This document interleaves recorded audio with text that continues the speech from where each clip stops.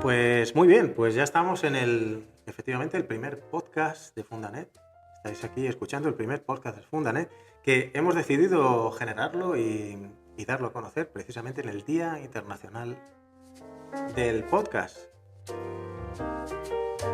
Y nosotros no íbamos a ser menos. Desde este micrófono os habla el musicoterapeuta de la Fundación, César Pascual, a vuestro servicio. Y lo que pretendemos sencillamente es que tanto los niños como los adolescentes y las familias, pues sencillamente nos conozcan. Motivar la curiosidad, que paséis por el centro, que charléis con nosotros. Y en definitiva que nosotros también nos conozcamos de cerca. Nos gustaría pensar que esta nueva andadura, a través de este podcast, va a servir para estrechar esa relación y conocernos mejor.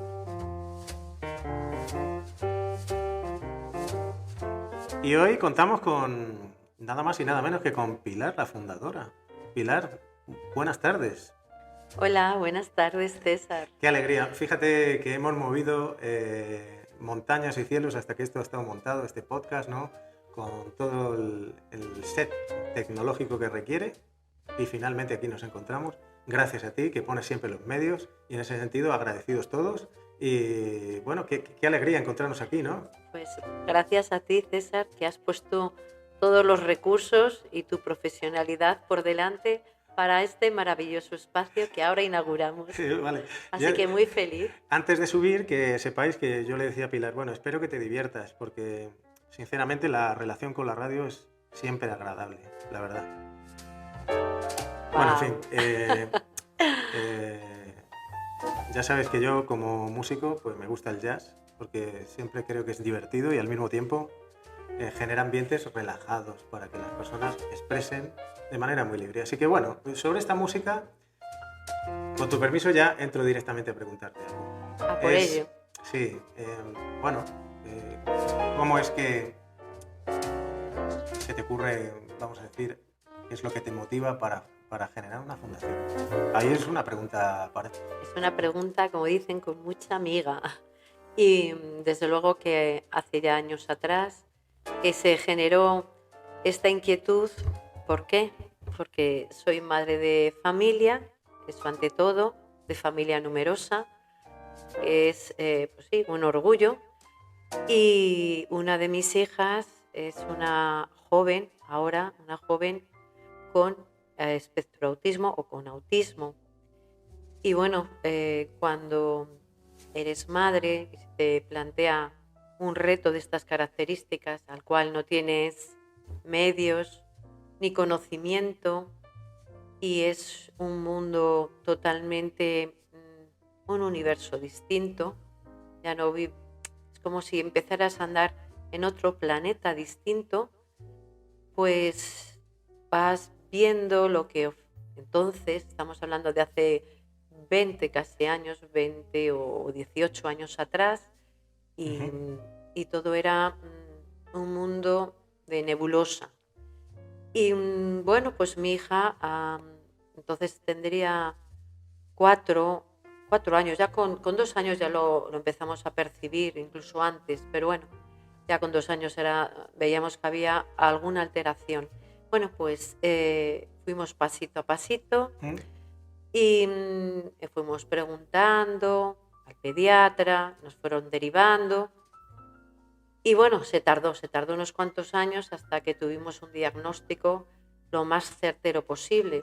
Entonces estamos hablando de 18 años para atrás. Porque claro, tú lo que estás ahora contándole a las familias es que el origen de esta inquietud. Eres usuaria también de la fundación porque Correcto. Necesariamente empezaste como usuaria y claro, yo quiero entender como terapeuta, cuando tú dices nebulosa, desde ese desconocimiento absoluto tienes que ir escalando, que es lo que tú nos estás contando ahora y lo que vas a contarnos ahora. Entiendo que es escalando posiciones de comprensión de qué es lo que está pasando, de cómo puedes solucionar un problema y fundamentalmente, claro, dedicado a una hija, claro, que es lo más importante. Pues desde luego. Entonces, pues con el devenir de consultas, centros públicos, privados, bueno, pues se fue centrando, como dicen, el tiro en el tema de mi hija. Pero es verdad que todo estaba entonces como muy compartimentado. Y con los años, pues tuve la gran fortuna de encontrarme con uno de nuestros amigos que pertenece al equipo, Manuel Rodríguez Becerra, Ujú. que ya pasará por aquí también. Nuestro psicólogo. Exactamente, nuestro psicólogo de la fundación y patrono también de la fundación. Claro, bueno, somos muchos y como digo yo, aquí con profesiones muy diversas que amalgamos un centro interdisciplinar. Bueno, pues fue en uno de esos contactos con Manuel donde empezamos a hablar y de ahí nos surgió a los dos. Y fuimos, bueno, estamos hablando de hace 2010, estamos retrotrayéndonos antes del 2010 incluso.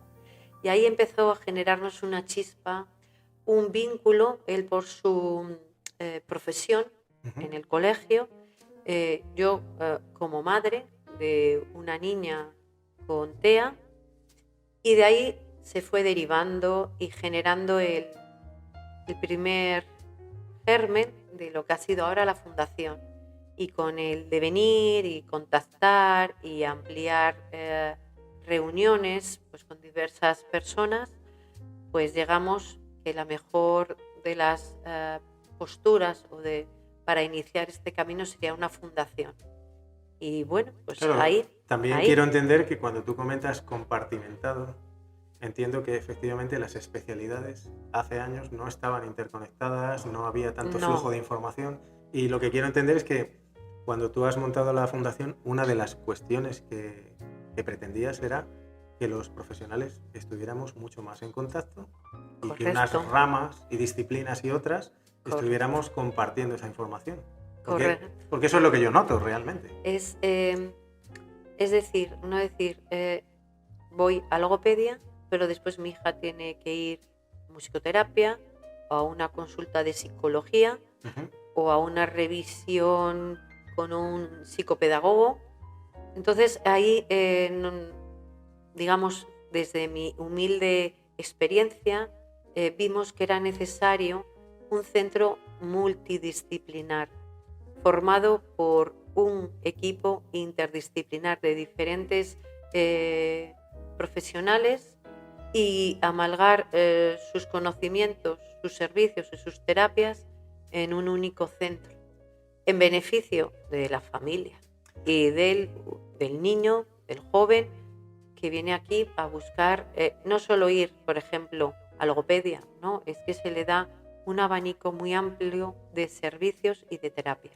Porque, Pilar, tú eres abogada y Sí. tienes un despacho como veterana ya aquí en Salamanca de Sí. toda la vida, y yo te pregunto, ¿qué aportas desde ese conocimiento que a lo mejor muchas veces no nos cuentas a nosotros los terapeutas, pero tú estás aportando a la hora de generar una fundación? Porque claro, hay muchas cuestiones legales por debajo que un terapeuta desconoce, las familias probablemente desconozcan, pero tú puedes aportar, ¿no? ¿Qué es lo que has aportado? Pues ¿Qué crees que has aportado? en esto, bueno, siempre con humildad, por supuesto.